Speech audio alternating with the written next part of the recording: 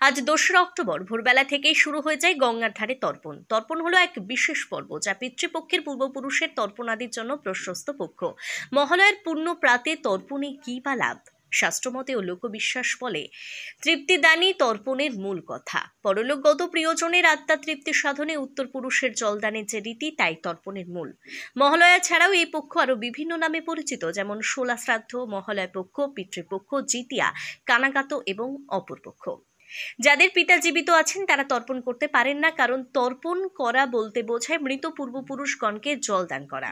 তর্পণ করার অন্যান্য দিন থাকলেও মহালয়ের দিন তর্পণ করাকে বিশেষ শুভ বলে ধরা হয়, কারণ আশ্বিনের কৃষ্ণপক্ষের তিথিকে বলা হয় মহালয়া। মহালয়া মানে দেবী পক্ষের সূচনা। এই দিনে পিতৃপুরুষেরা পিতৃলকে ফিরে যান, তাই তাদের জল নিবেদনের জন্য মহালয়ার দিনটি পুণ্যলগ্ন।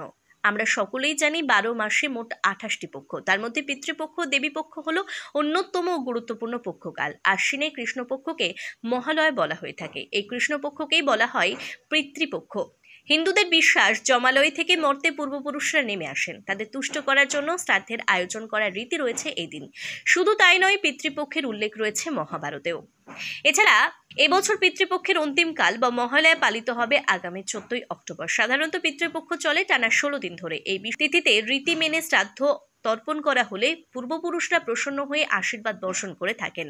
মহালয়ার দিন গঙ্গার মতো পবিত্র নদীর তীরে ব্রাহ্মণের মাধ্যমে পূর্বপুরুষদের নামে শ্রাদ্ধ, পিণ্ডদান ও অন্ন প্রদান করা হয়ে থাকেন বা করে থাকেন বহু মানুষ। মহালয়ার দিন দেবতা, ঋষি বা পিতৃপুরুষদের কাছে পূর্বপুরুষদের সন্তুষ্ট করতে কালো তিল মিশ্রিত জল নিবেদনের প্রক্রিয়াকে তর্পণ বলা হয়। সেই সঙ্গে পূর্বপুরুষদের সন্তুষ্ট করার জন্য পিণ্ডদান ও ব্রাহ্মণ ভোজন করার প্রথাও রয়েছে। এই তিনটিকে একসঙ্গে শ্রাদ্ধ বলা হয়।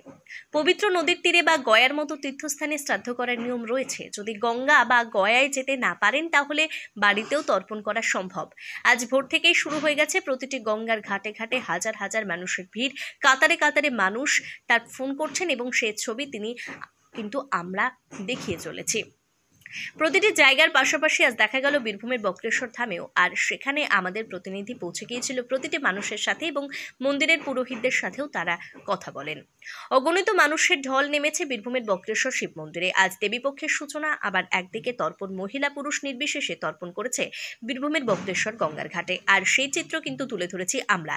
এই মুহূর্তে বীরভূমের বক্রেশ্বর ধামে আমাদের প্রতিনিধিরা কথা বললেন মন্দিরের পুরোহিত থেকে শুরু করে ভক্তদের সাথে। তারা কি বলছেন বিস্তারিত দেখুন।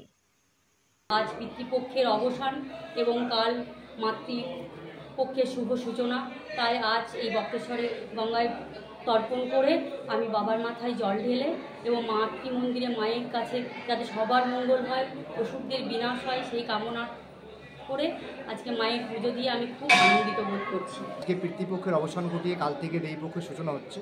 বহু দূর দূরান্ত থেকে মানুষ এখানে আসছেন, যারা তর্পণ করছেন। তর্পণের জন্য অনেক ভিড়ও জমা হয়েছে এখানে। আমাদের এই সামনে যেই শিবগঙ্গা আছে, সেই শিবগঙ্গায় সবাই তর্পণ সারছেন। আগামীকাল থেকে দেবীপক্ষের সূচনা, আজকে পিতৃপক্ষের অবসান। সকালে সবাই মহলাও হয়েছে আজকে, বাস এইটুকুই আর কি।